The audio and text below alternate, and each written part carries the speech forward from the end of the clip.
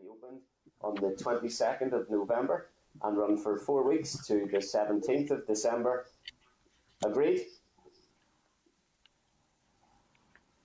Agreed, members? Agreed. Thank you. And can I also seek members' agreement that the call for evidence on the period products free provision bill will be opened on the 23rd of November and run for 4 weeks to the 18th of December. Agreed? Agreed. Good job. Two important pieces of legislation, members.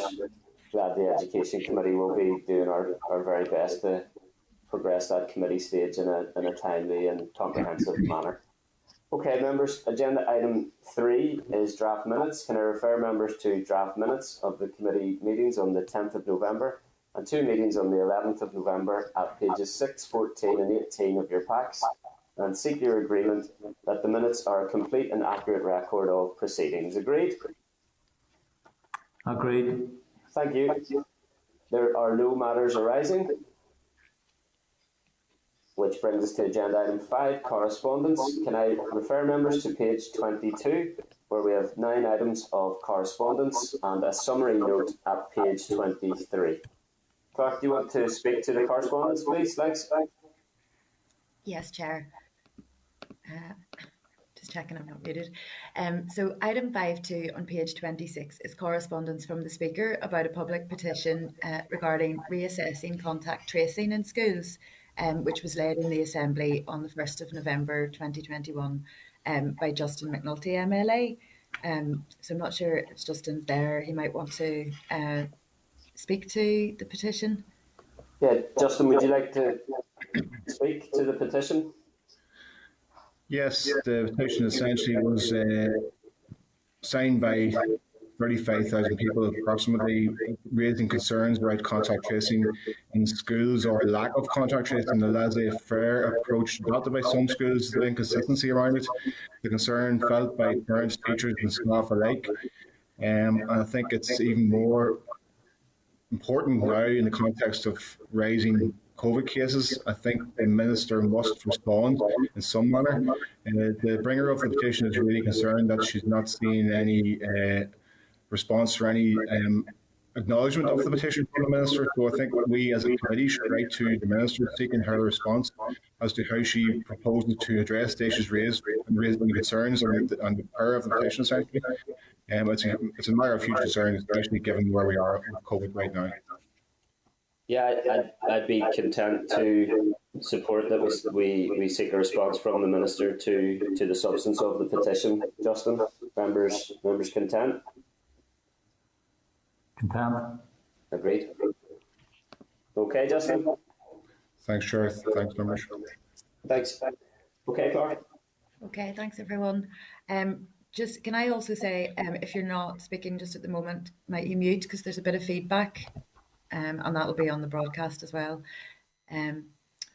Okay. Item 5.3 on page 27 is correspondence from the department on the launch of the new Safe for Schools app, which will be germane to the conversation about anti-bullying. And there's actually a lovely video that the Minister herself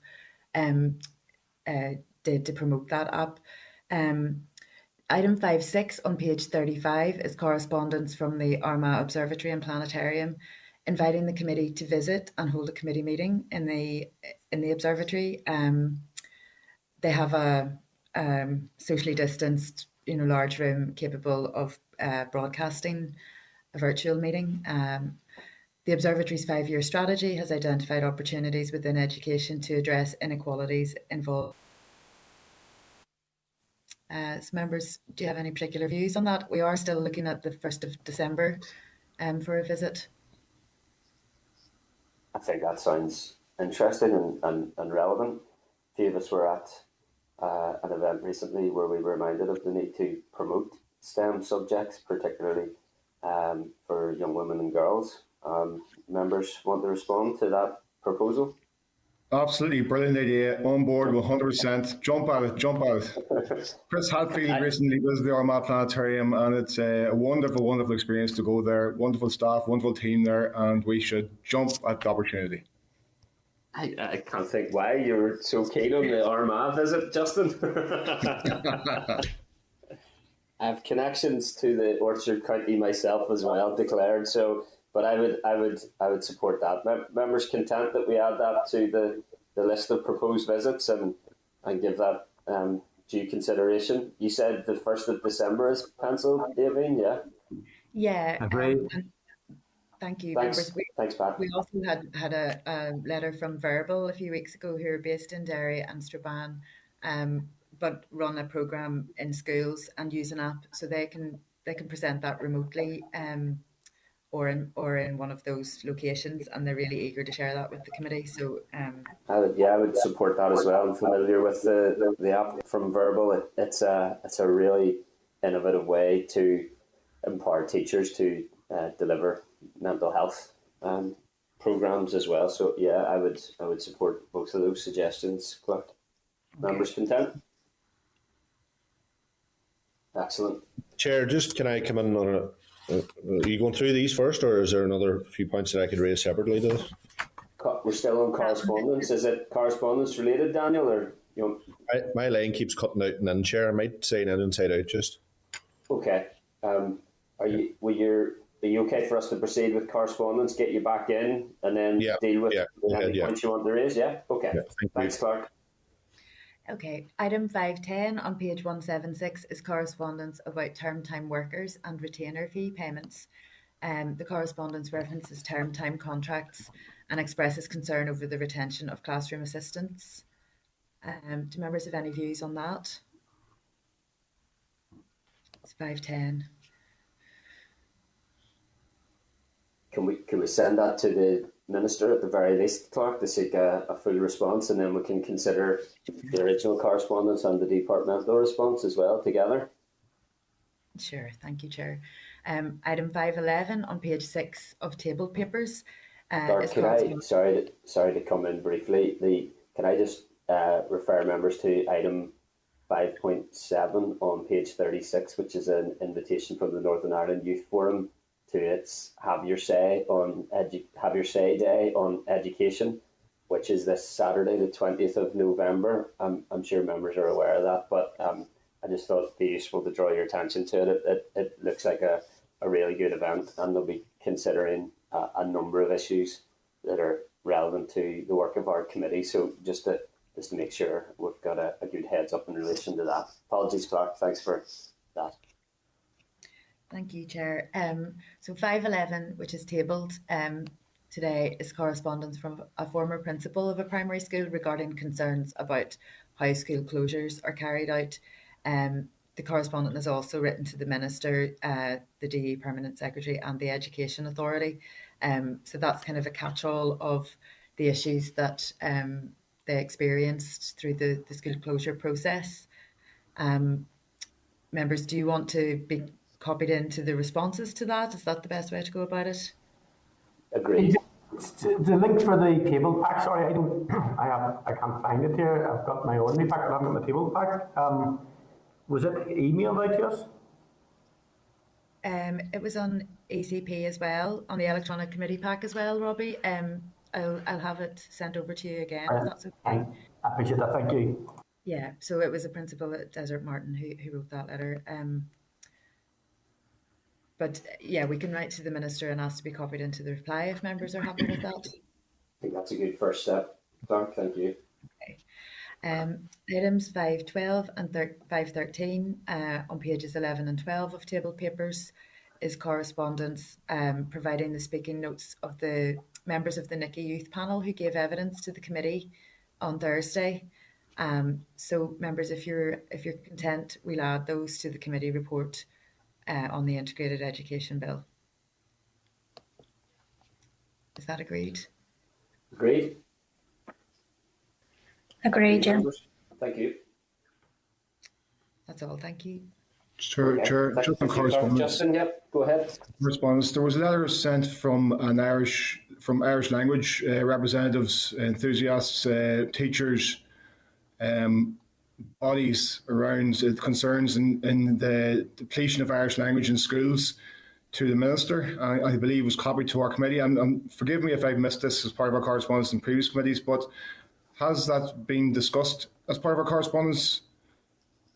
I think it has. I think I remember it, Clark. I think it may have referred to languages in general as well. Yeah. Happy to check that with yourself and the clerk offline, Justin, and bring that back if we didn't agree an action in relation to that. But I recall similar correspondence. Maybe we just need to check that it was received by the clerk as well, and if we Yeah. have given it consideration. Yep. Is it some time ago? Was it about the exams for languages, Justin? No. It was a combination of issues relating to modern languages and Irish. Right. But it's probably 2 months ago, 2.5 months ago. But they've written to the Minister and copied in the committee. They've told me, and they haven't received a response yet. So they're a bit perturbed by that, to say the least. I think we can follow that up as urgent, Justin. That's a fair request. Thanks, Okay. Chair. No problem. Okay, members, content to dispose of the correspondence as per the summary note at page 23 with the above agreed exceptions. Agreed? Agreed. Thank you. Okay, agenda item 6 is forward work programme. Can I refer members to a draft forward work programme on page 180 and advise members that a build timeline for the 2 new PMBs will be provided next week? And can I seek members' agreement to endorse the forward work programme as amended? Agreed. Agreed. Thank you. Okay, members, agenda item 7 is our oral briefing from the Department of Education on anti-bullying. Can we play the Northern Ireland Anti-Bullying Forum video in advance of this item, Clark? Yes, we're just moving Mark into the spotlight, and we will share his screen. Okay, just before you start that, Clark, can I just advise that this is a video from the Northern Ireland Anti-Bullying Forum. They obviously work in partnership with the Department of Education and have been supporting a group of 15 young people known as Young Advisors who have worked on this particular project and video. The young people wrote the script and designed the video with the help of a designer. And the Young Advisors group is formed by young people from across Northern Ireland who have a strong interest in tackling bullying. Each young person has committed their free time to raise awareness of the prevalence of bullying and its long-term impact on children and young people in both schools and communities across Northern Ireland. This particular group carried out a poll during Anti-Bullying Week 2020 with the aim to update our knowledge and understanding about the current prevalence of bullying. The poll had a particular focus on understanding how absence from school due to COVID restrictions may have impacted on those experiences, on friendships, and on hope for change. This sparked the beginning of the Hearing the Voices of Young People project, which was funded by the Community Foundation Northern Ireland. The Northern Ireland Anti-Bullying Forum Young Advisors commissioned independent polling to carry out a poll of children and young people aged 11 to 16, along with their sister organisation in England, the Anti-Bullying Alliance. The same questions were asked of both cohorts, and a sample size of 1,080 plus polls was carried out to allow for generalisation of findings across the population. While the poll carried out by a very reputable polling company, it wasn't scientifically done, but it does paint a picture for our consideration. 56% of children aged 11 to 16 saying they have experienced bullying in the past 6 months. The findings also showed that 3.48% of young people report being bullied every day, equating to almost one child in every classroom. So, Clark, can we play the video that the Young Advisors of the Anti-Bullying Forum have produced? Thank you. Thank you, Chair. Assistant Clerk, you're all right to go?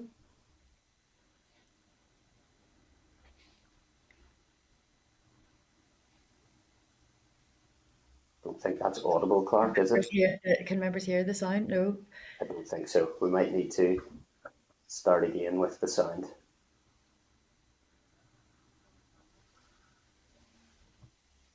You're not muted, Mark? No.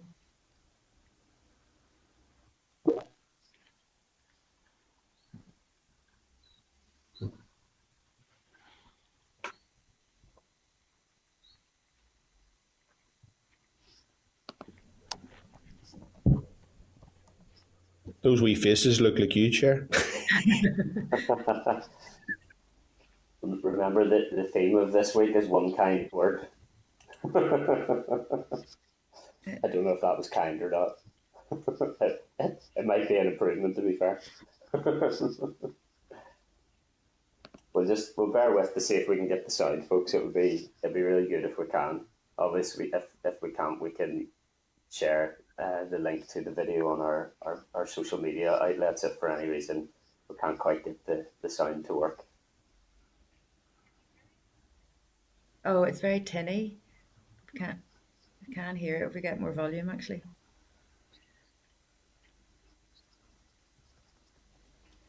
Oh, what a shame.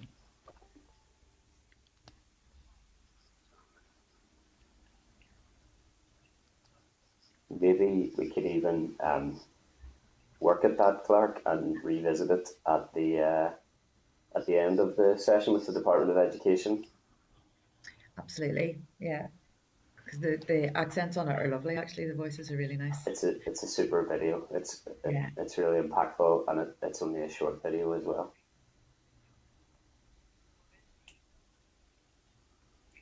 Maybe if we could get some advice regards how we might get the sound audible on that, and we'll try again at the end of our session with the Department of Education. Sure. It would be great to hear it first, but no. We review the sound, come back at the end of the session then, yeah? Sure. Okay, no problem. Sure. Okay, thanks for that, Clark. It would be great if we could get the sound sorted, and if we can't, then it'd be great for us to distribute links to that video on our social media. And a big thanks to the young advisors at the Northern Ireland Anti-Bullying Forum for the work that they've done on that video, and hopefully we'll be able to share that either today on our social media outlets for them. Okay, members, can we move then to our oral briefing from the Department of Education on anti-bullying and this anti-bullying week, and ask Assembly Broadcasting to remove members from the spotlight and to add witnesses. Can I refer members to the Department of Education briefing paper on page 187 and a briefing paper from the committee clerk at page 16 of tabled papers. Can I give a warm welcome to Ricky Irwin, Director of Inclusion and Wellbeing at the Department of Education, Julie Humphreys, Head of Additional Educational Needs Team, Department of Education, and Gillian Cuthbert, Head of Service of Post-Primary Behavioural Support and Provisions at the Education Authority. Can I advise witnesses that the committee will be able to give you up to 10 minutes maximum for opening comments, followed by questions from members. Thank you. Thank you, Chair, and thank you for inviting us today to provide an update to the committee following the introduction of the Addressing Bullying in Schools Act, NI 2016, on the 1st of September this year. Your invitation is timely, as this is, of course, Anti-Bullying Week. I intend to make a short opening statement, and if you're happy to go straight into questions from the committee after a follow-on statement from Gillian. The Department funds the Northern Ireland Anti-Bullying Forum, which coordinates Anti-Bullying Week in Northern Ireland. This year's theme, One Kind Word, has been developed across all 4 nations of the UK with support from children and young people. The aim is to encourage children and young people to speak kindly to others to break the cycle of bullying. Bullying is not acceptable, it is not inevitable, and we all must do what we can to challenge bullying behaviour in all of its many forms. The Department has provided a clear lead through the Addressing Bullying in Schools Act NI 2016, which commenced on the 1st of September 2021. This Act strengthens a school's ability to recognise and respond to bullying. Guidance has been produced to support this legislation, along with information for parents, carers and young people. Training has also been provided to school staff. It is essential to support schools with their understanding of the Act and ensuring policies are in place, but we still need to continue our work to support them to effectively responding to bullying situations. Both the young person experiencing and displaying bullying behaviour need support. We cannot rely on punitive measures to change behaviour.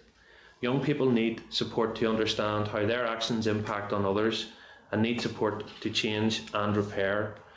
Everyone in the community has a part to play if we are to create the climate needed to stand up to bullying behaviour.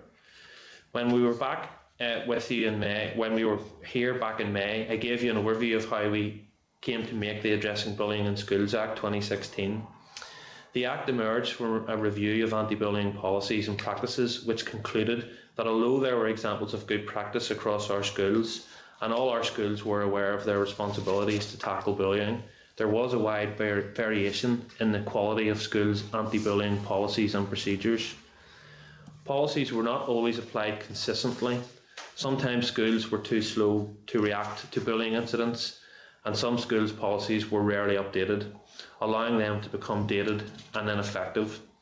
The intention of the Act is to provide greater consistency in how all schools respond to bullying incidents and allegations, ensuring that all pupils are being protected to the same best practice standards.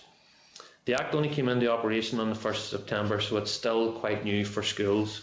As I mentioned before, it would be the Department's intention to monitor implementation of the Act through ongoing engagement with stakeholders and by seeking feedback from schools. We will be meeting the teaching unions again in the new year to establish if any issues have been identified to them and if implementation of the Act has led to an increase in their workloads. During inspections, the Education and Training Inspectorate will be monitoring how schools are implementing the Act, and they have made amendments to the pro forma issued to schools in advance of inspections to reflect whether training has taken place in school, how teachers support staff, and if governors are being offered the training.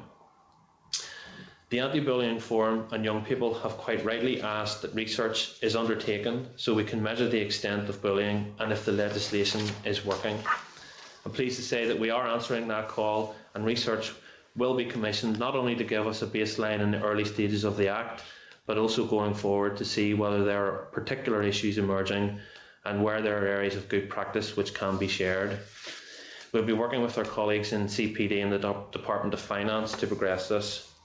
The Department has also provided funding to the Education Authority to allow it to establish a dedicated anti-bullying support team.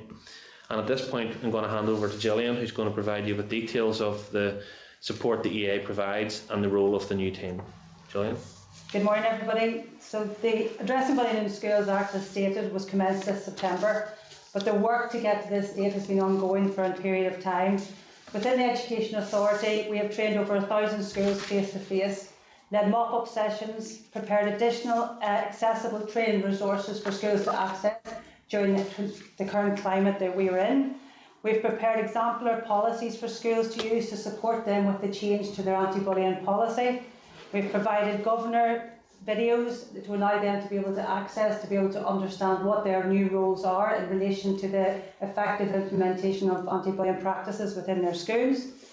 We've worked alongside NIBF in the preparation of the guidance, which has been released now to all schools, and making sure that we have those flow diagrams for ease of access, both translated into Irish as well as English, to support our schools. And we're working further on, again, alongside the Department of Education, with the pupil and parent-friendly leaflets in various languages, including Irish, and again supporting our schools with access to those and the training that's needed around those.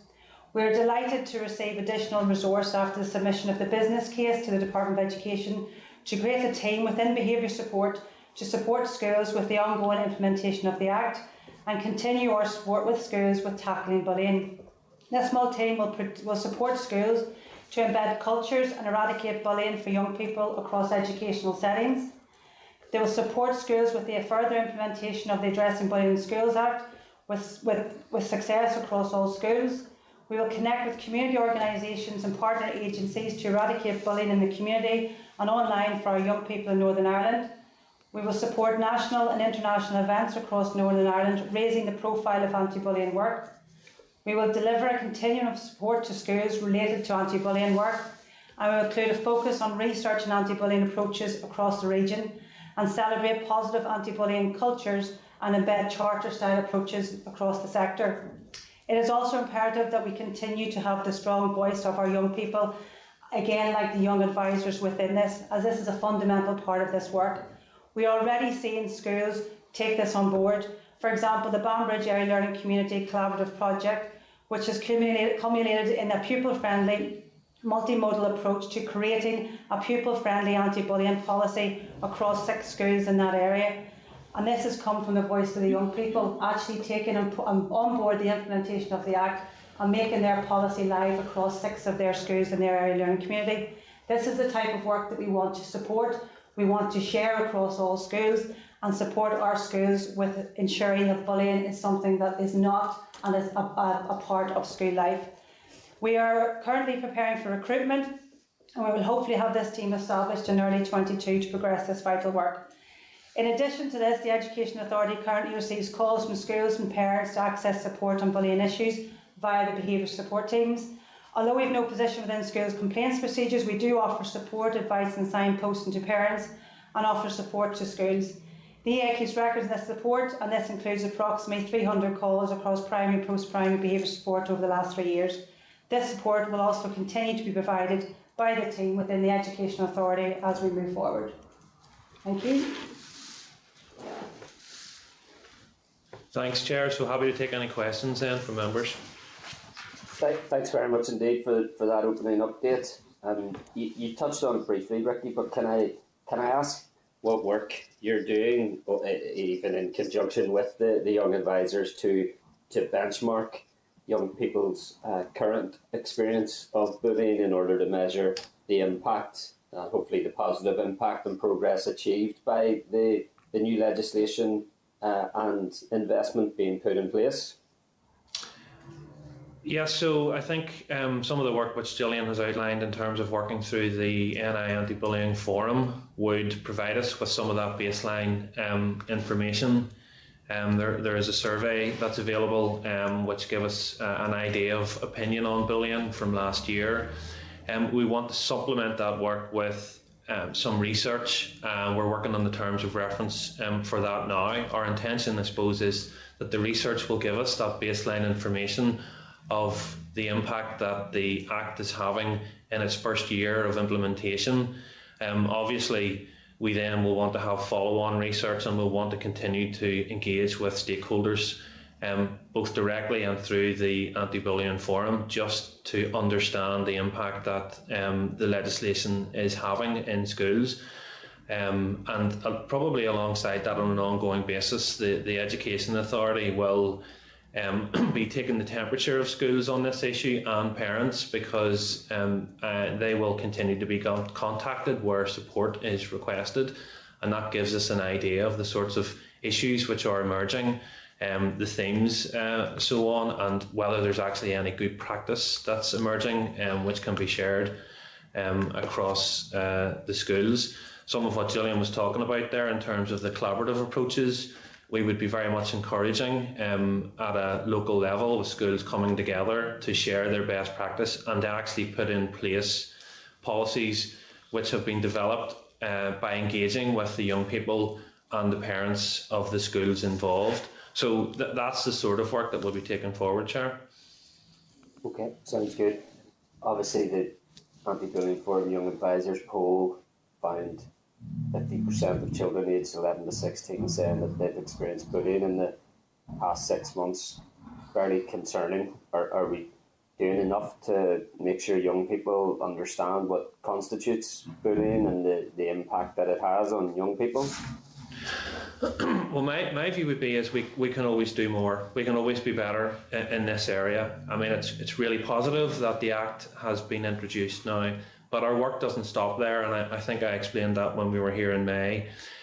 We need to constantly be looking at the resources that are provided to schools, parents and children. We also need to be looking at the responses that are being put in place to bullying, and I think we need to look at our preventative measures as well. So it's about understanding the behaviour behind bullying, why it's happening, and the impact that it has, and promoting that awareness out there. So I think this will be an ongoing process, Chair, and I'm hopeful indeed that we will see positive impact during the course of certainly the first year of implementation, but certainly as we move forward with this new legislation in place.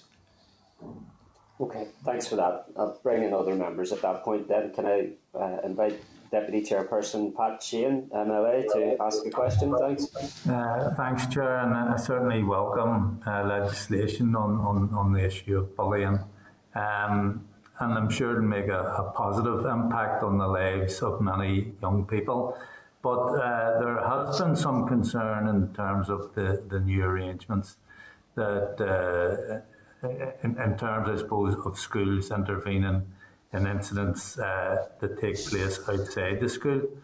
And can I ask, Ricky, what work has been done to address these issues or address these concerns? And can you outline what engagements there have been with the trade unions? And are you content that progress has been made on all of these issues? Thanks. Okay, thanks.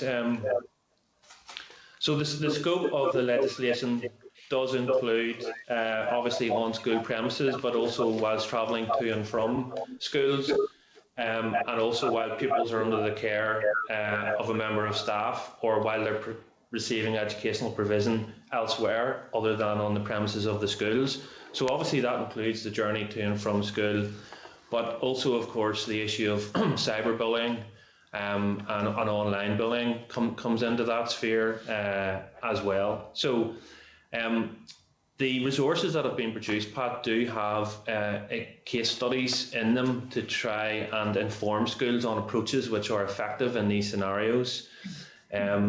We continue to work with the Anti-Bullying Forum on trying to enhance those resources and try to understand those situations where bullying may be occurring outside of the school grounds. I think there's a role for us as well in terms of educating parents and raising the awareness of the impact that bullying behaviour has, because it can't just be a response by the Department of Education and the Education Authority.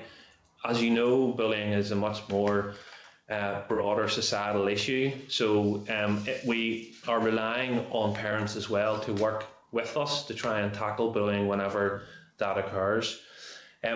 In terms of the unions, we had extensive engagement with the unions in the run-up to the implementation of the Act in September.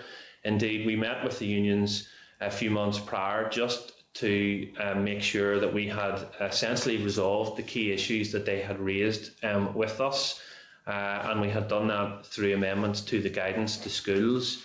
As I said in my opening statement, we will meet the unions again quite soon just to understand if there's been any feedback coming through.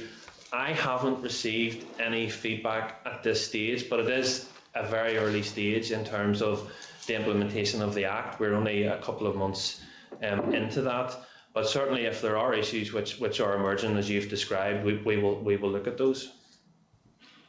Okay, thanks for that, Ricky. That's useful. And I'm just wondering, you know, in terms of ambition for the legislation, do you have a record of the number of incidents of bullying that there have been? And how do you see this legislation actually working to lead to a reduction in those numbers? Do you have targets? Have you set targets for this? Or what way is it going to happen? Thanks. Okay, so the way the legislation was passed through the Assembly, the issue of how incidents are recorded was discussed and considered. The duty that the legislation creates, Pat, places the onus on the schools to gather the data at a school level in terms of the incidents of bullying, their motivation and their frequency and their responses and so on. There was no duty placed in the legislation that required those incidents to be reported either to the Education Authority or to the department. I think that was because of concerns that there could be around the potential for league tables of bullying across schools here. But that doesn't mean that we shouldn't be collecting data in terms of the impact that the legislation will have. So I mentioned the research. We're currently working on the terms of reference for qualitative research, which would probably be survey based and would engage stakeholders very widely in terms of the prevalence of bullying and the types of bullying which are actually occurring. And we want to follow that up with further research to understand if the legislation is actually having any impact. In terms of a target, obviously we would want to fully eradicate bullying. That would be our main objective, and I think everyone would share that objective. But as I said, we don't have data in the department that says here is the rate of bullying across individual schools for the reasons that I've previously outlined. So we will continue to monitor the impact that the legislation is having. I'm very open to ideas from the committee about how best we do that, and we'll want to work with yourselves going forward on how best to do that as well. But I think our primary mechanisms will be ongoing engagement with stakeholders, working with the Anti-Bullying Forum, working with the youth groups, some of whom have been involved with surveys already, and then the research that I mentioned as well. Okay, thanks for that, Ricky. Thank you, Chair. Thanks, Pat. Can I bring in Robin Newton, MLA, please? Thanks. Thank you, Chair. Can I thank Ricky and Gillian for being with us? Generally speaking, I'm content with what Ricky has reported, but maybe just short questions. In terms of the legislation and in terms of the school policy on anti-bullying, is there a requirement for the school to communicate the policy on anti-bullying with the parents? Yes. I'll give you the three, Ricky, and then maybe. And secondly, you'd mentioned earlier that some schools maybe had been lax in picking up opportunities for training. Is it under the legislation? Is that now compulsory to do that? And then maybe just outside the legislation, rather than dealing with the negative aspects of bullying, reinforcing good behaviour or accepting responsibilities and good citizenship type attitudes within schools, do they run complementary to what you're doing on the legislation? Thanks, Robin. I'll invite Gillian to answer the first couple of points around the policies and the training. Gillian? Okay, Robin. So just to bring up your first point was in relation to the communication of the anti-bullying policy with parents. All schools should have their policies accessible to all parents. Some schools have them displayed on the website, but any parent can contact the school and request a copy of those policies, and they should be given. Schools are working at the moment on renewing those policies, making sure that they're meeting the requirements of the legislation in relation to consultation, so making sure that they've consulted with their school community, parents, pupils, and the wider staff to ensure that the policy is fit for purpose before going in front of the governors for ratification. So some schools are in the process of having that completed, and other schools are in the process of making sure that that is now completely sorted for the start of this school year. In relation to training, as I said, we've trained over 1,000 schools in relation to the Addressing Bullying in Schools Act. Again, given the current climate that we are in, what we have also done is an overview of the training with a voiceover that's easily accessible to all staff to watch at any time, approximately a 40-minute video which is hosted on the Education Authority website. But I have to stress the importance of, yes, it's important that we understand the Addressing Bullying in Schools Act, but we need to have further support in our schools with how to respond effectively to bullying. Hence, we have rewritten the effective responses to bullying behaviour, and again the training programme that will go with that, and that will go out to all schools. It is not necessarily compulsory, but our staff in our schools have a strong willingness to again improve their practice, to learn more and become more increase their effectiveness with dealing with complex bullying situations within their schools. In relation to the good behaviour broadly outside of the anti-bullying legislation, it is fundamental and our schools work really hard in creating that positive climate, the safe, effective learning environment for all of our young people. And that is the most essential part of this work, is about schools working together with their communities to create a safe environment for our young people, and we all have a part to play within that. So within that, a lot of schools, and even our effective responses, takes on that restorative practice, which again will be in a lot of schools, where it's about supporting our young people to understand the impact of their behaviour and how they can put that right. It's also addressed within personal social education, learning for life and work, and different aspects of the school curriculum, whether it's informed time, etc. And it's ingrained in all of our schools. We can feel the ethos when you walk into a school, how our young people interact with each other, with staff, etc. And that is where that strong piece of work that we all have a part to play within that. Yeah, and just to add to that, Robin, I mean, Gillian's touched on it in terms of the role of the curriculum here and making sure that from an early age, aspects of the curriculum do cover bullying, the impact that bullying has, and really educate our young people to show that that is inappropriate behaviour. But the policies have to work and have to be complementary with each other. So the school's anti-bullying policy will have to complement the disciplinary policy, the safeguarding policies. So there needs to be an integrated approach within the school.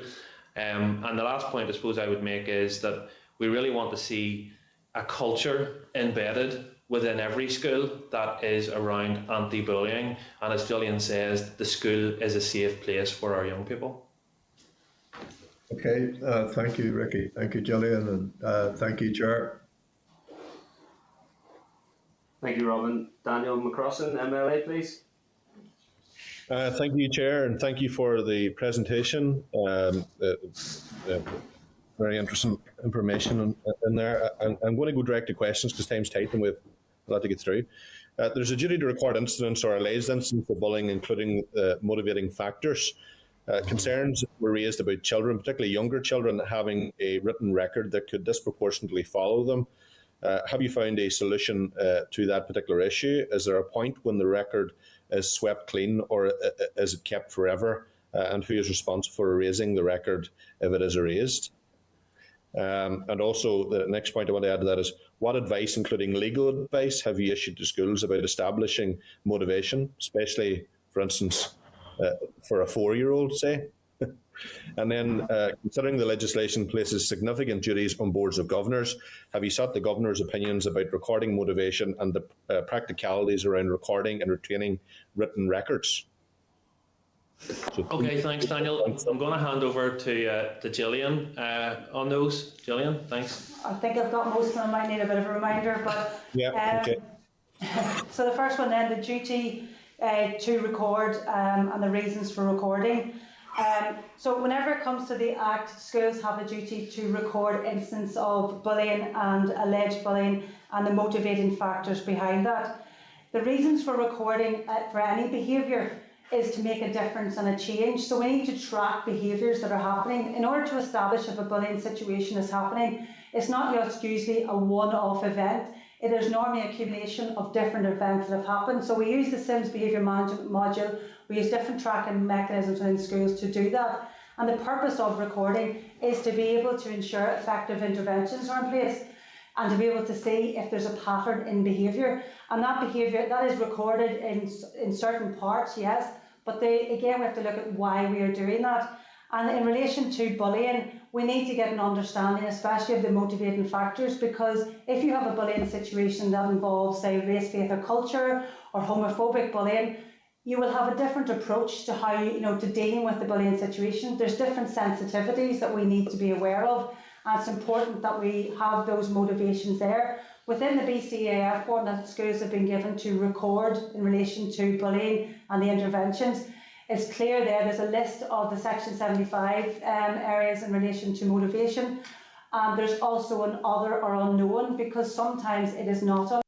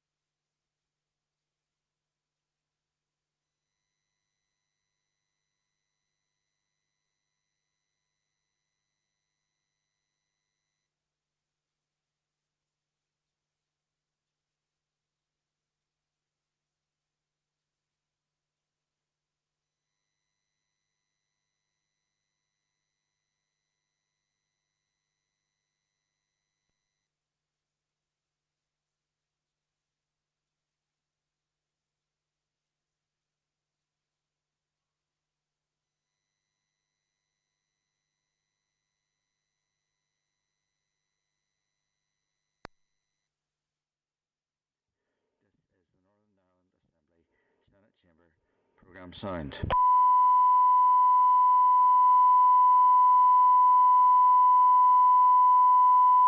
This is the Northern Ireland Assembly Senate Chamber Programme signed. This is the Northern Ireland Assembly Senate Chamber Programme signed.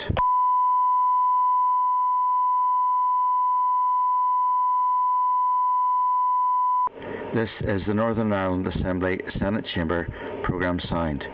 This is the Northern Ireland Assembly Senate Chamber Programme signed.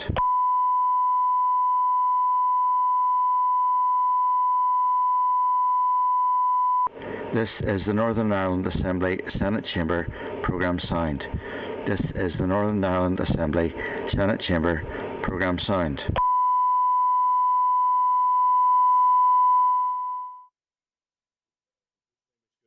Who had suffered various incidents of racial abuse, and I felt that the school didn't act or take it seriously enough, quickly enough.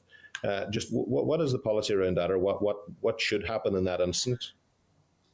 Well, any incident of bullying that a school has to deal with, normally there's a complex background, there's multiple people involved. So again, it's and sometimes schools are left in a very difficult position of a he said, she said, and they're left in the middle to try and negotiate what is actually going on. So the fundamental part of when you're dealing with a bullying situation is to, again, listen, outline, clarify facts and perceptions. And in those situations, it is a challenge for our schools because you have some people denying it, some people saying it happened. But the most important thing then is to deal with the broadness of the situation, making sure that there's the supports in place, making sure young people are aware of their responsibilities and how they treat and speak to each other.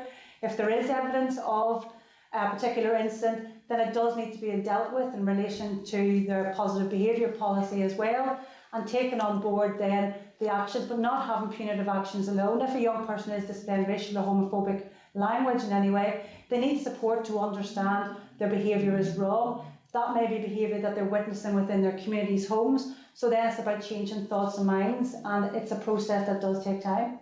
Would you agree with me that it's absolutely vital that the school act swiftly in that regard, particularly around racial abuse?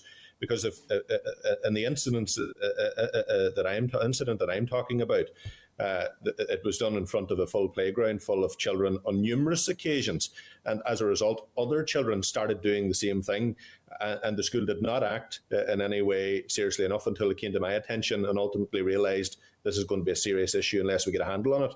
So I worry that there's not enough been done to educate younger people in schools about the consequences or the seriousness of racial abuse or even homophobic abuse or anything along those lines. And I just want to know what the department is doing specifically about that, because it's very, very serious. I have a zero tolerance to any form of racism or homophobic abuse of any individual, and certainly within schools it needs to be stamped out very, very quickly and swiftly. And I'm just wondering what would be done by the department in that regard to advise schools on that. Yeah, I would agree. Right, Sorry, Chris. I would agree, Daniel, that it needs to be stamped out. All forms of bullying are not acceptable. Not necessarily just racist or homophobic bullying. All forms of bullying. And I did mention the curriculum work earlier in terms of learning for life and work and personal development and mutual understanding. They are elements of the curriculum where diversity aspects are taught, the impact of bullying and what that means for those who are experiencing bullying. So, and then there are resources through SIA, through the RSE hub, and also through the Wellbeing hub, where all these aspects of the impact of negative behaviour are actually covered, and children are taught those in our schools. So there is work that goes on all the time around this, but I would share your sentiment that schools do need to move quickly to respond to bullying incidents of any nature whenever it comes to their attention. Thanks for that. Thanks, Daniel. Thanks, sir. Thank you. Robbie Butler, MLA, please. Thank you, Chair. Thanks, guys. Ricky, Jill and Julie. Bullying it's not a new issue. It's something that some of us here probably have experienced in the past in the school. And given that it's not new, is there anything, and touches on what Daniel had said there, does it go through like themes of topics for bullying? And if so, what would be the prevalence rates that the department have or EA have in terms of areas of concern at the moment? Gillian, is there anything from an EA perspective on themes that you can comment on?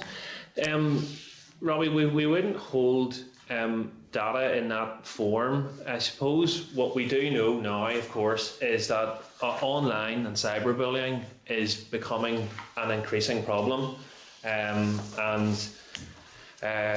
that it would be alongside other forms of bullying, but I think that is probably a newer theme that requires a more dedicated response. So you will know recently that the Minister launched the Safer Schools app for Northern Ireland, which actually allows for schools to have tailored resources and they can decide what information they want to put out on the app for parents, teachers and children. Within that, there would be a lot around online safety, how young people can protect themselves, how parents can protect their children from the potential harms, but also about the benefits of being on the internet.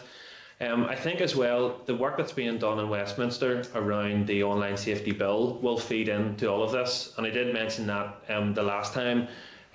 We are plugged into that work through the Department of Justice, and we've been working as well directly with the Department for Culture, Media and Sport on how Northern Ireland schools would fall within the remit of that bill.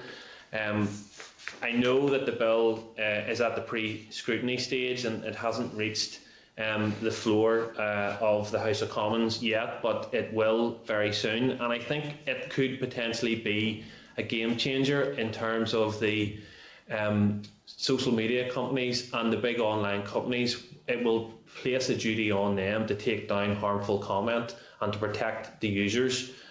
So I think we will see that come through in terms of online safety, in terms of bullying and cyberbullying that happens. But of course that is going to take a wee bit of time. So I suppose, in terms of themes, that would be kind of the key theme that I could comment on just at this stage. Can I add to that as well, please? No, just to say, Robbie, there is not a focus on online, etc., but it's still really important. A lot of the calls that I deal with, the interactions I have with families, that is an end product to what's already happening face to face. There's a significant issues in relation to omission, leaving young people out, social exclusion that is happening and ongoing, and that name calling, the physical is still happening, but it's extended through the social media side, the online side. So where it's happening online, and that's very important, that especially with the Addressing Bullying in Schools Act, where schools have to take action, in relation to preventative measures if there's bullying, if there's online bullying at home. But it's also usually happening in school as well and impacting on the child. So that online, that omission side, I'm seeing more and more of that.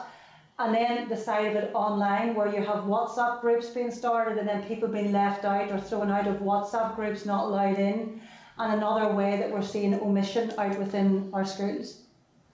If things aren't kind of being collated and stuff, I take it I'm not sure if it's been a decision to do that or not. I'm just thinking in terms of how we tackle, as Daniel had said, he pointed to homophobia, and I pointed to, I suppose, racial issues and things like that. And bullying takes many, many forms, as has been said. Does the strategy then that is empowering the schools, is it about just the bullying in the generic form, or is there tactics and messages then that drill down into the issues that people are being singled out for? For instance, I was bullied because I went to a certain school and wore a certain uniform. I was bullied because I was a Christian, and physically bullied and name called and all of that stuff, as a lot of people are. And part of the strategy for dealing with that would have been like normalising with the perpetrator type of thing, and maybe a bit of education. Is that part of the strategy? I suppose what we've tried to do is, through the resources that are available, is to give examples of how the different types of bullying, what effective responses are to those. So I think within the guidance there are different case studies which cover that. That's the case, Gillian, isn't it? Yeah, it's having, everybody has a role to play, and it's about creating those roles within our schools. Yes, ourselves as teachers, educators have that role to support our young people, but our young people have a role as well to be upstanders, not bystanders. So we need to empower our young people to realise what behaviours constitute as being wrong.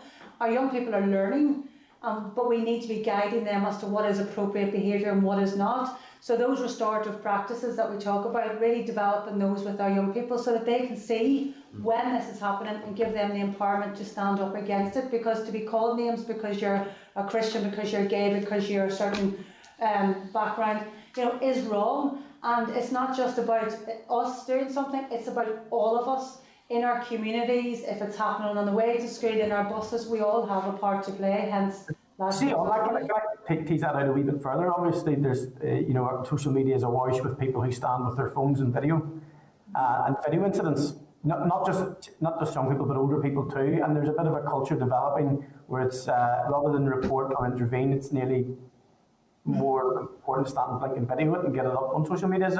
Is there anything that is I know this one, I don't know if this is in the cyber piece, but is there anything specific about empowering young people to, as you say, stand in the gap maybe and be the person that makes the difference?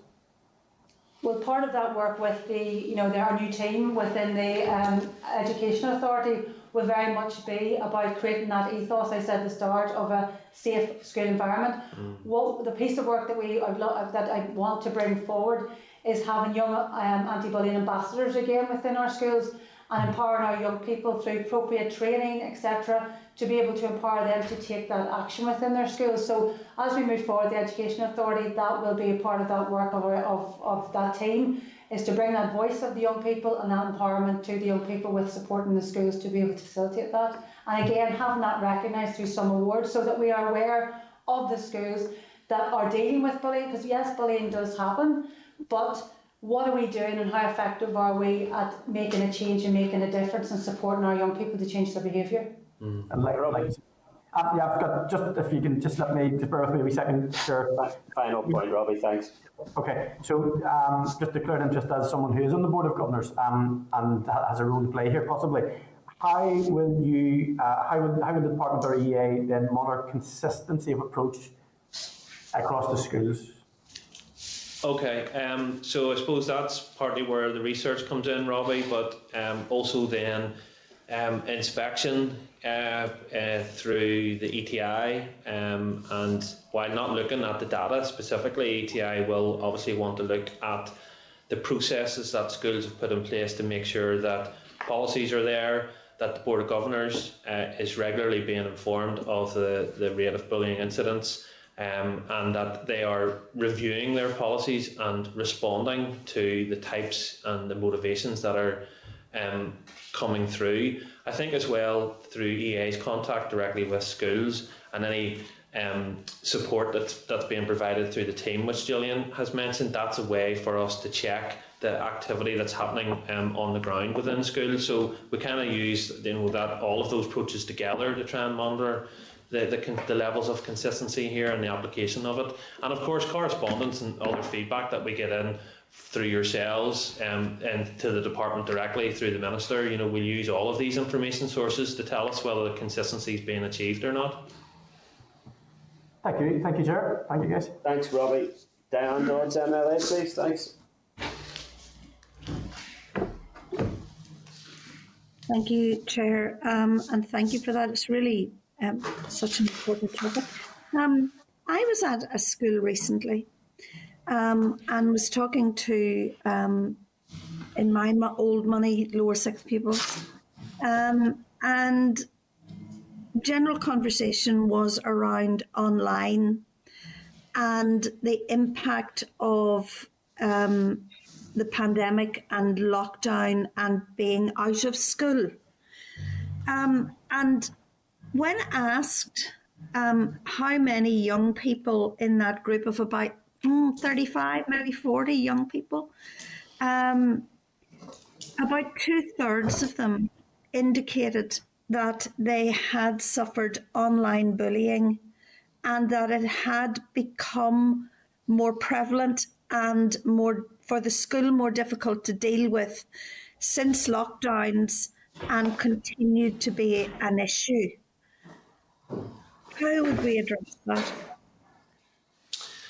I would share that assessment that one of the impacts the pandemic has had is that prevalence of online bullying and cyberbullying has increased, and that's purely because contact moved from face to face to via virtual forums.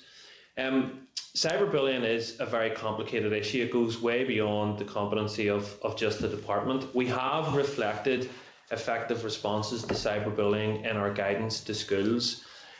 We have also put many resources on the Safe for Schools app, which has been made available, I mentioned previously, to all schools this year.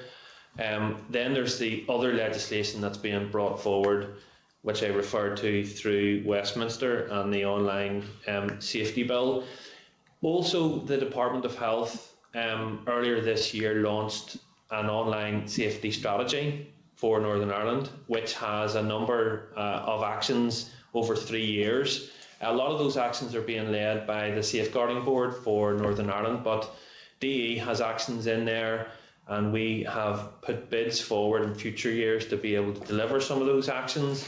And they would include, for example, having online safety leads within each school, and their specific role would be to look at the policies and the procedures that the school has in place around tackling cyberbullying and making children safe online. So I suppose there's a range of responses there. I think we need to keep that under review, and if we can strengthen those responses, we will. We also need to understand where it works well in some areas in some schools, capture that and share that out amongst the school's estate.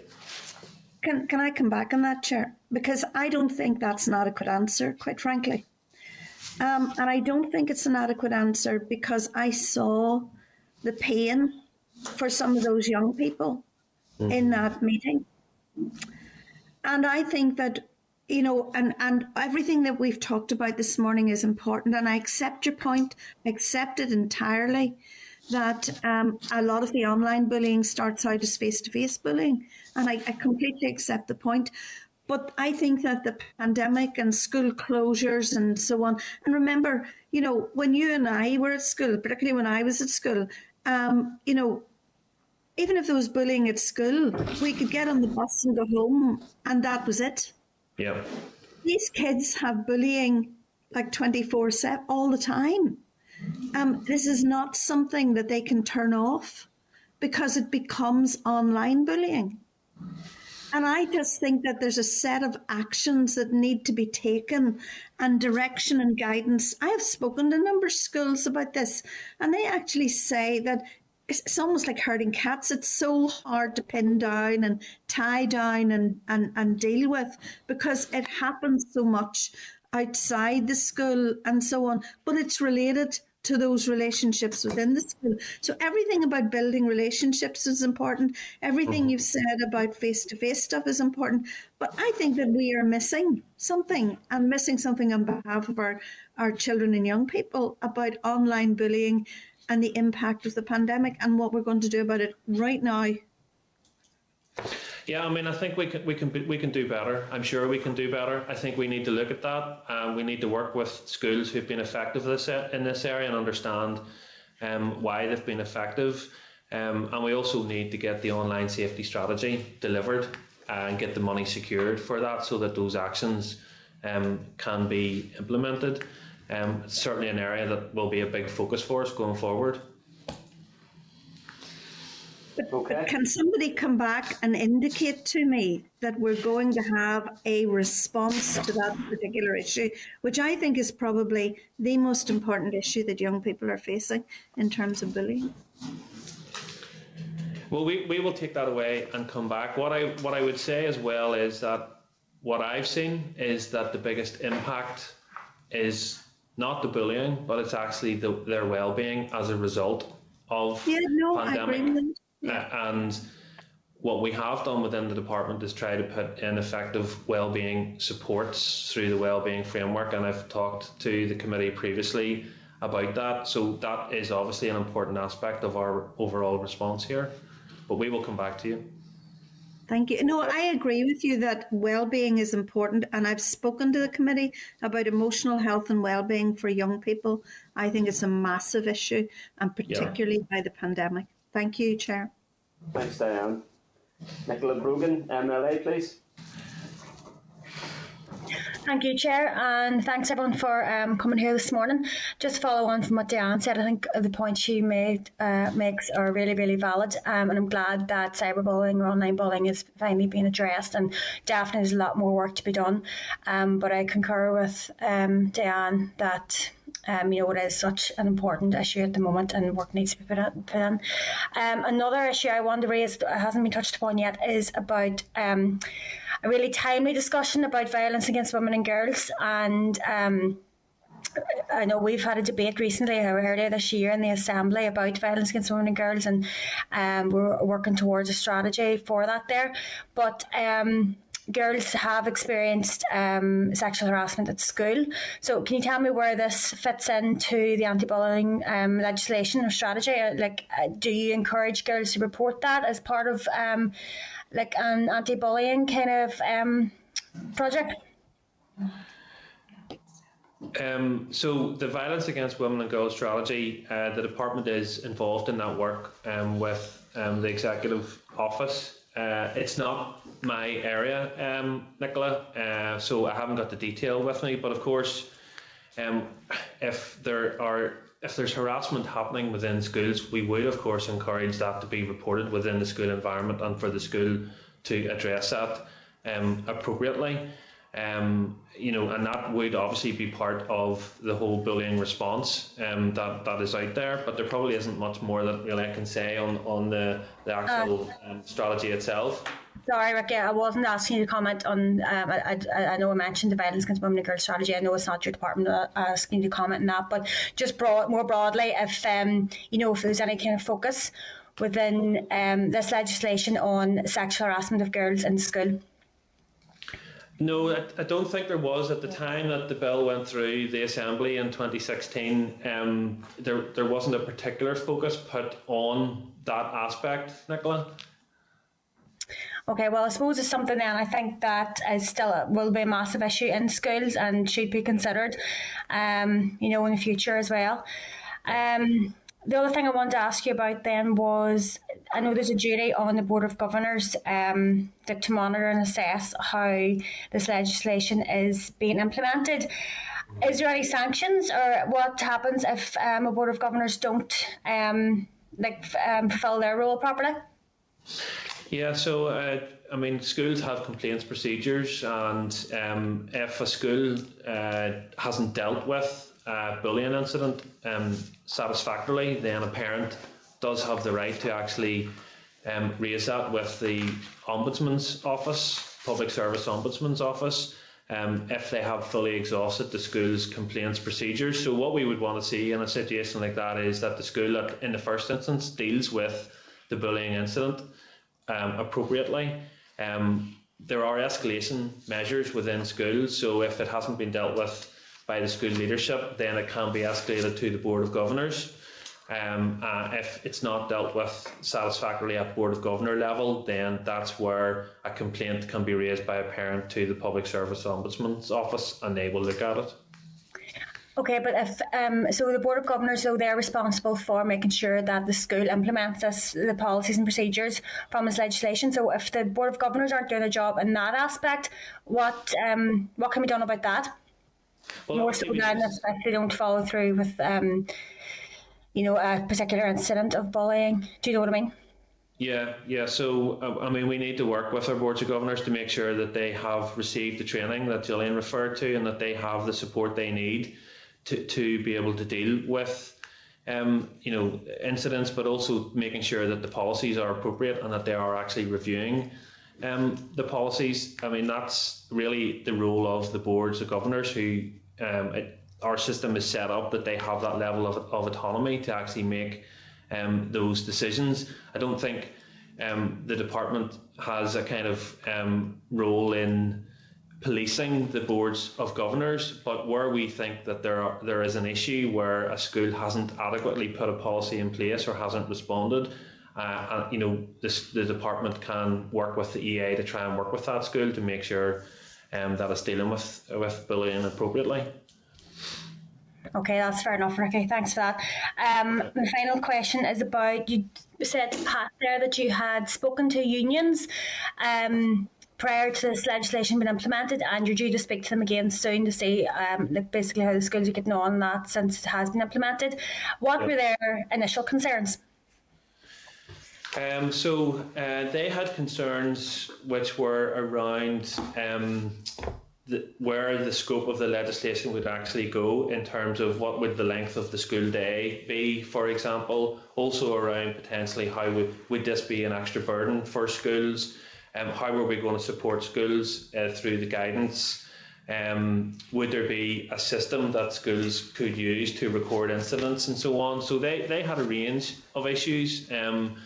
So what we tried to do was work with them through the guidance to update the guidance and address the issues, and to set out the fact that a system had actually been developed that schools could use through C2K to record bullying incidents.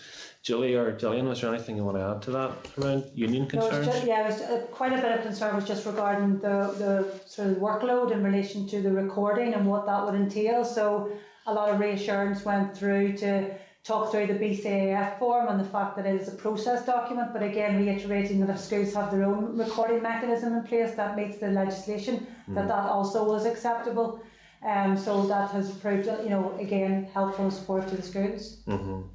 Grand. Well, hopefully whenever you meet them again soon, then they'll have a positive response and it hasn't been too great a workload for them. Listen, thanks very much. I appreciate that. Thank you, Chris, or Chair, sorry. No problem. Justin McNulty, MLA, please. Sure, thank you very much. Thanks, Ricky. Thanks, Gillian. Very important session on Anti-Bullying Week. I'm thinking about the children and young people who are experiencing bullying now and who have experienced bullying. And although it's often not actually physical bullying, it's more insidious. It's verbal, it's exclusion, it's cyber, and it's so much more destructive. And as Diane said, it's 24/7 and they can't escape it. And I'm just trying to put myself in the shoes of that child and how horrendous that must feel and how much pain they must be experiencing. And what is their release valve? What does the legislation say now that schools must provide in terms of how those children can escape? How can they red flag that they're experiencing this in a sensitive and caring way as possible? What does the legislation say to allow children to have access to that readily available?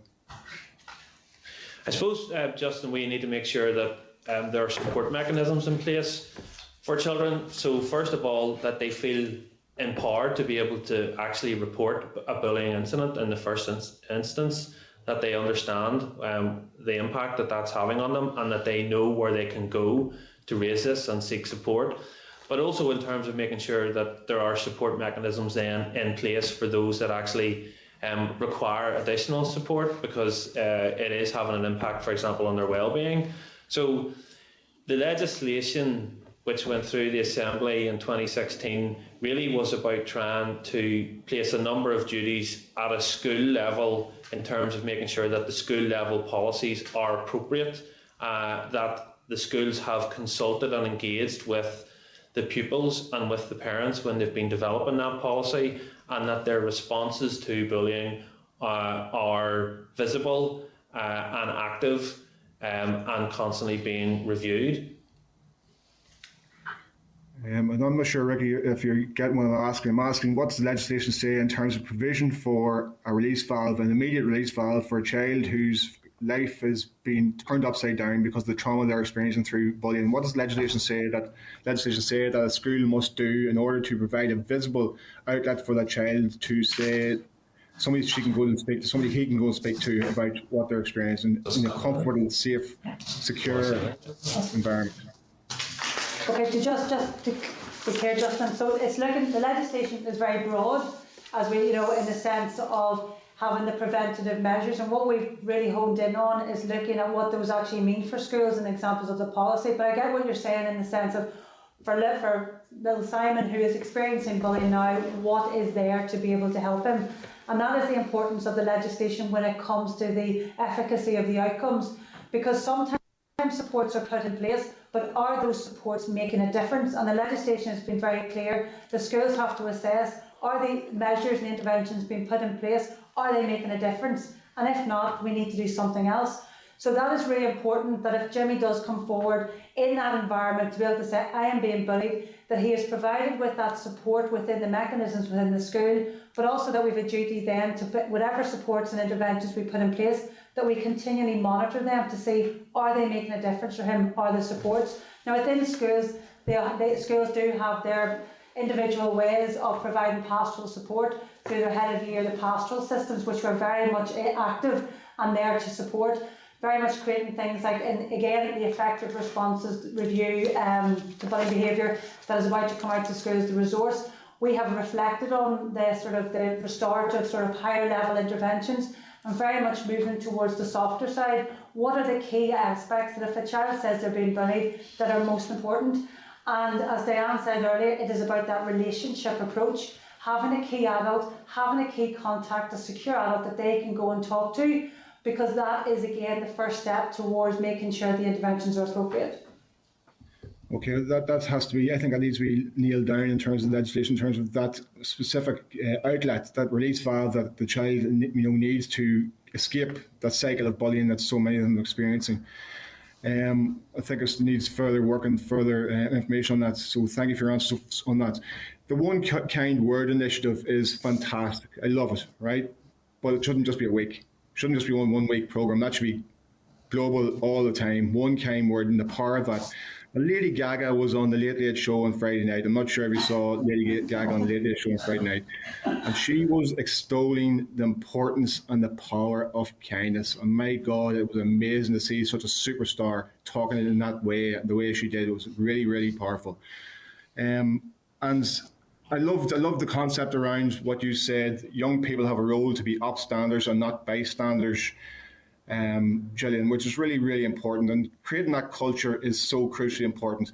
And it's difficult for us as elected representatives to say we're trying to build that culture when all people see on the media, all people see on social media is poking each other in the eye, breeding, fueling the flames of hatred, fueling the flames of them ones.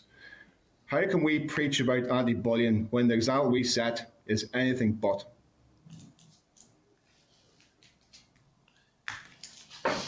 Yeah, well, I mean, I think we would share your thoughts and your views on this, Justin. And, what this tells us is that we need to keep bullying really very high up in our agenda in terms of how the department and the EA responds to it, making sure that the legislation remains fit for purpose, that our responses remain up to date, and promoting the positive messages where we can. And that's why we work with the Anti-Bullying Forum.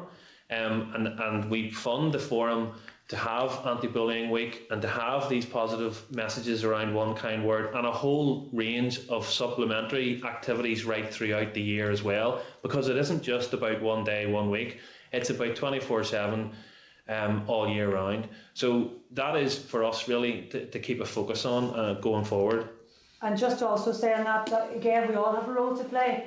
Bullying is repeated, intentional and targeted behaviour, but we also have unacceptable and antisocial behaviour, which comes sort of before that.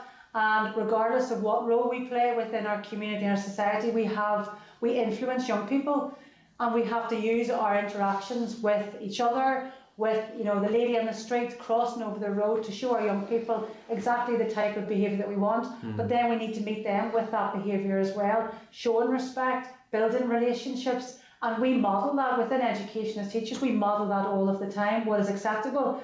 And it's also vitally important that our community also model that behaviour as well for our young people. Mm-hmm. Absolutely agreed. Can I ask one final question, Chair, if you bear with me? How have you communicated with the Department for Justice in relation to the responsibility of social media companies on bullying, whereby their platforms provide easy avenue for the bullies to target and victimise and abuse less vulnerable people who are not maybe as strong in a community setting as they are? what's the communication with the Department of Justice? How are social media companies being held to task on this? Because they're responsible for so much of the insidious cyberbullying that goes on, and they're not taking responsibility for it. How are they being held to task? Yeah, I mean, I would agree, Justin, that there's a responsibility on our social media companies to take down harmful content and to protect our children, particularly from harm online, and keep them safe. So that is a problem that's not specific to here. That's obviously a global problem. But in terms of the UK response, we are certainly plugged into that through the Department of Justice here. We work with them, and we're working directly with DCMS in Westminster to feed into the bill, the online safety bill, which I mentioned earlier, which is still in that preliminary stage. So as that progresses through Westminster, that will have effect over here, and we will want to make sure that Northern Ireland impact in terms of bullying online and cyberbullying is fully reflected in the bill going forward. Okay. I think it's more than reflection, really. It's about holding those companies to task. Yep. Thanks, Justin.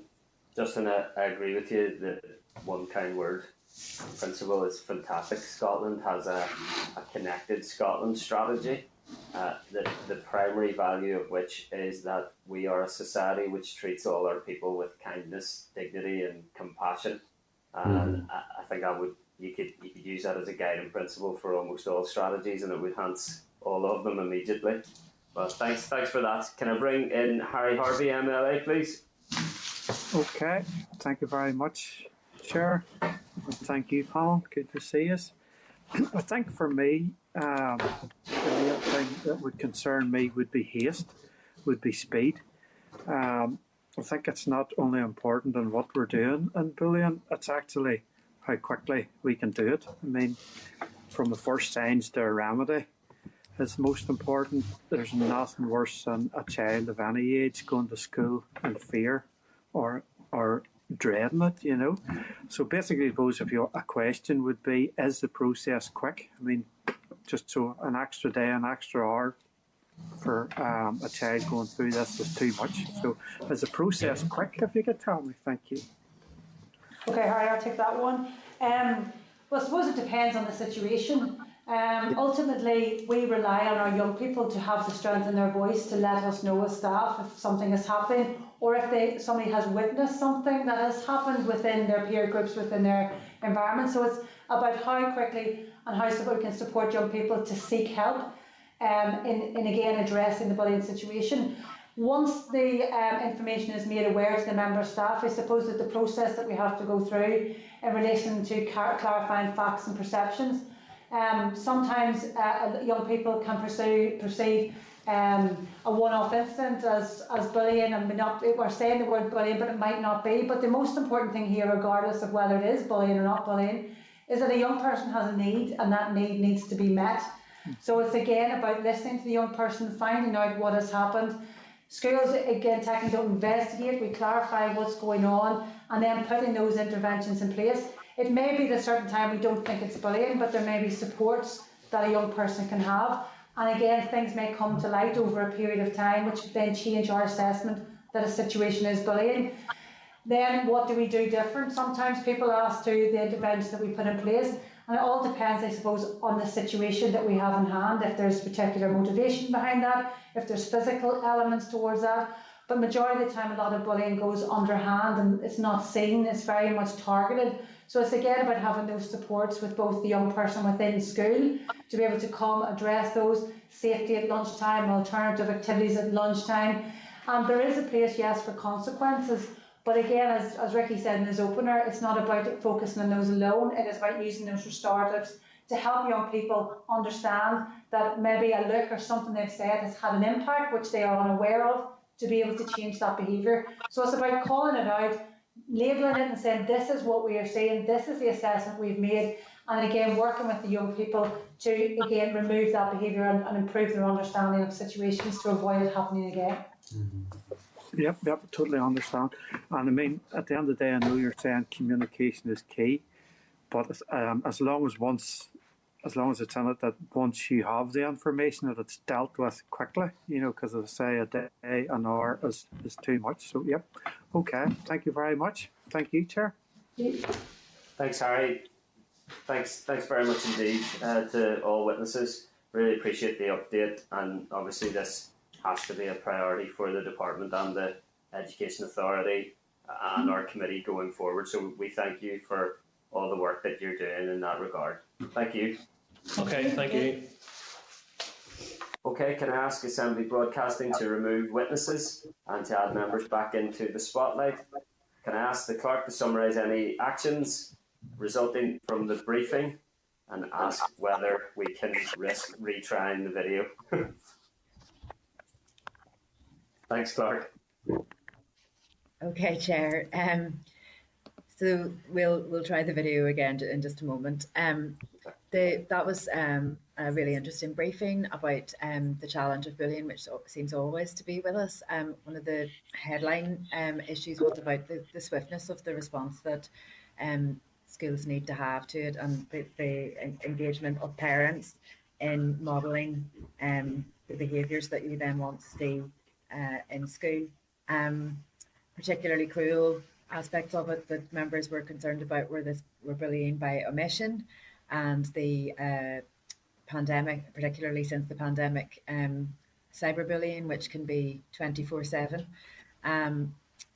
Members asked about the violence against women and girls strategy, and that wasn't really in the spotlight so much when the Northern Ireland legislation was being developed in 2016. So we might want to just ask, what strategies schools are using to address, the confidence of young women in particular.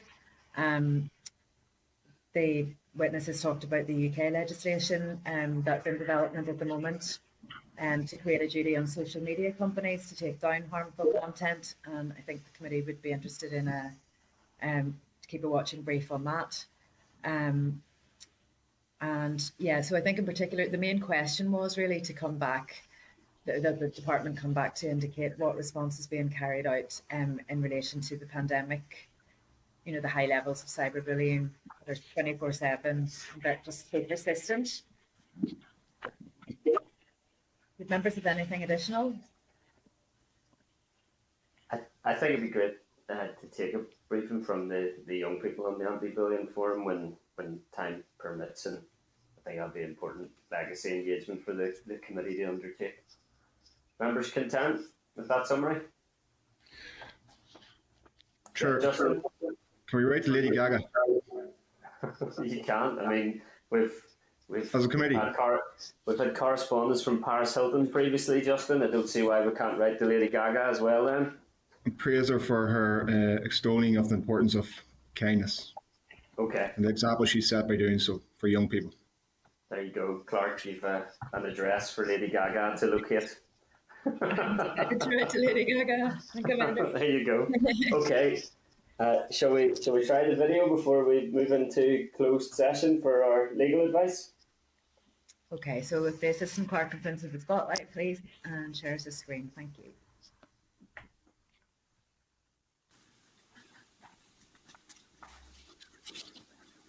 Over the past decade, we have made great progress in our fight against bullying, but we've still got a long way to go. Research is a vital part in our fight against bullying.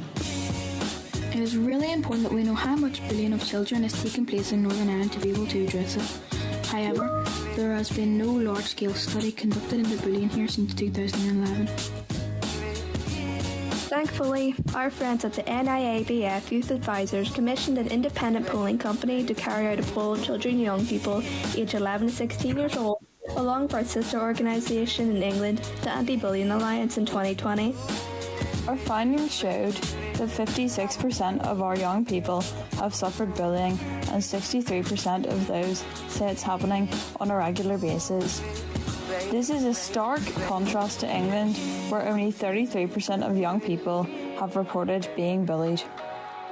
We can do better. We must do better.